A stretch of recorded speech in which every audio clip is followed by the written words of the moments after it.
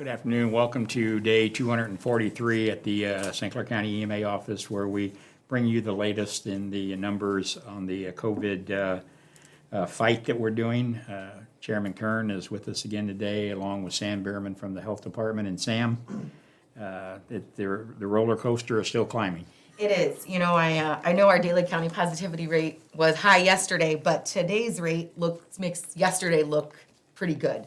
So as of today, we have tested 128,240 St. Clair County residents, which is an increase of 760 from yesterday. We have 10,881 positive test results, which is an increase of 205 from yesterday. And that does include both males and females from under the age of 10 up to their 90s. Today, our daily county positivity rate is 27%. We are at 117,359 negative test results. We are announcing no new deaths today, so we are still at 230. For those who have completed the IDPH required 10-day isolation period, we are at 9,201. For state totals, 8,664,483 have been tested, with 523,840 positive test results, which is an increase of 12,657 from yesterday. And for deaths, the state is reporting 10,434, which is an increase of 145 from yesterday. For St. Clair County hospitalizations, currently we have 83, which is the highest number we have ever had since announcing hospitalization numbers. And 10 of those are on ventilators. Regionally, also the highest number we've ever had since reporting hospitalizations, 169 individuals that are admitted due to COVID-related reasons, and 22 of them are on ventilators. For our long-term care facilities that are currently or previously have been in outbreak status, these are cumulative numbers. We will only announce any facilities that have had changes. I do have one correction for a facility. Cedarhurst of Shiloh was yesterday announced at 18 cases and no deaths, and there was a positive case that was wrongly attributed to that facility, so they are at 17 cases and no deaths. We also have Integrity Healthcare of Belleville, which is at 11 cases and no deaths, which is an increase of 1 case. Integrity Healthcare of Smithton is at 61 cases and 10 deaths. That is an increase of 1 case. And Lebanon Care Center has 80 cases and 12 deaths, which is an increase of 1 case for that facility as well. We have testing one more day available for this week. We also have some coming up on the weekend that we will announce later in the week. Thursday, November 12th from 10 a.m. to 12 p.m. and then from 1 p.m. to 3 p.m. at Muscuda Chevy Park. If you need specific information on that, you can look on the EMA Facebook page as well as the Health Department Facebook page for that specific information. And I will turn it over to Chairman Kern for his update. Thank you, Sam. Well, today is Veterans Day, and so we want to have a special word to thank all our veterans for their service today. I think it's also a good thing to remember that you don't need to have Veterans Day to be able to thank a veteran for their service. Really, every day of the year is when we should think about our veterans, especially here in St. Clair County, home to Scott Air Force Base.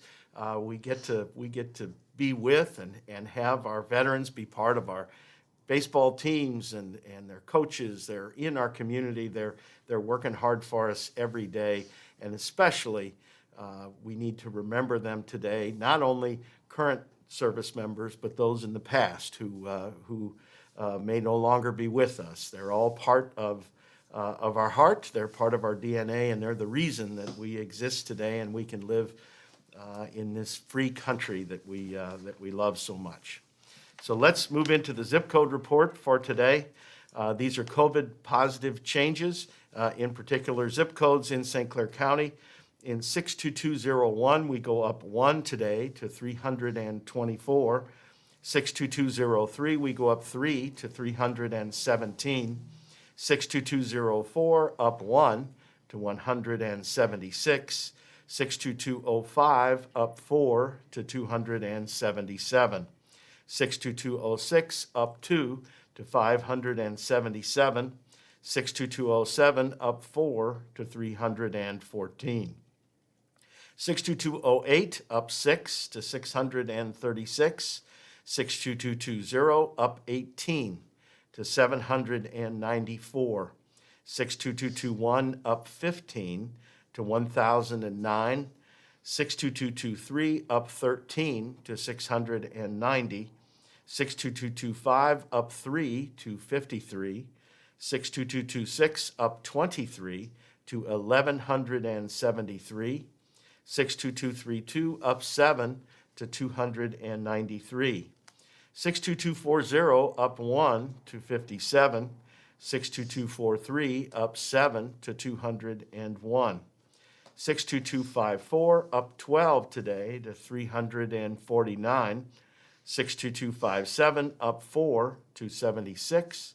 62258 up 16 to 334. 62260 up 16 to 248. 62264 up 2 to 127. 62269 up 33 to 955, and 62285 up 7 today to 211. As you heard, our daily county positivity highest ever at 27%. That's an increase of 760 tests, but we had 205 new positives in St. Clair County, so that brings us to that 27%, which brings our 7-day rolling average to 14.6%, way away from, way over double where we need to be able to get back to not having mitigations. The regional positivity today is up again to 13.4%. And that's derived by some pretty big numbers today. So Bond County checks in at 48.4% positivity. Clinton County at 37.7%. Madison County at 40.6%. Monroe County at 38%. Randolph County at 16%. St. Clair County 27.4%. And Washington County at 21.9%. Those numbers are just way higher than what they should be and what they need to be. Herb, I know you were on a call with the hospital, with a St. Clair County hospital today, talking about just the high numbers of people. Sam mentioned we've got 83 people in St. Clair County hospitals with 10 on ventilators. I don't remember a double-digit ventilator number. That is we have to go way back to find numbers like we're seeing today.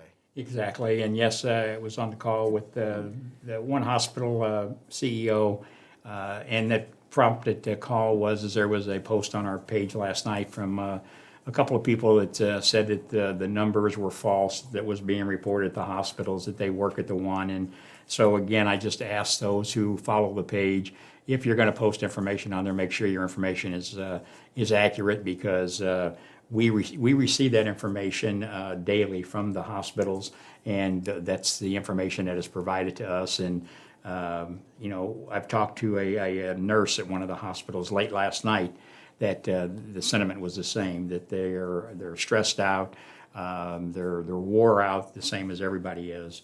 And so these numbers are going through the roof, and we've said that now for the last week, that we got to get our foot on the brake now. We got to stop these numbers. Before we were keeping the foot on the gas, keep us going in the right direction. Now we got to put the foot on the brake. I think we sit here, Chairman, and talk about these numbers all day long, and I think some of the numbers that some people are losing sight of is the amount of deaths. And I want to take just a moment to talk about them, because, as we've said for a long time, one death is too many. Here in St. Clair County, when we talk about the people we've lost, 230 of our county residents, this is not a number. These are people. These were citizens. These were husbands, wives, sisters, brothers, grandparents, rich, poor, young, old, all different religion background. This virus doesn't know. All they know is that 230 people in the county, and there are still some people out there to say, oh, well, that's a small percentage for the size of the county. And I don't want to debate that. One death is too many. But then you look at the state. Today, a record high, 145 deaths being reported in the state of Illinois. So take a look at these numbers from the state of Illinois, 10,434 lives in the state of Illinois. Again, these aren't just numbers, these are individuals. These are those husbands, wives, family members, young, old, rich, poor, 10,434. And there are still people out there to say, oh yeah, but the state of Illinois has X amount of population. 10,000 is a small percentage. But then if you look at across the country, 241,000 lives. Yes, not numbers, lives, individuals that aren't here to celebrate Veterans Day, aren't going to be here to celebrate Thanksgiving. 241,000 people. And then if that isn't enough to convince you, worldwide, 1.28 million. Let that sink in for a while. And hopefully, that's not one of your family members or your neighbor or somebody that you worked with. So I think we have to start looking at these more than numbers. These are people. And I think that maybe, hopefully, some of these people out here that thinks it's just a flu or just a cold will start taking this a little bit more serious.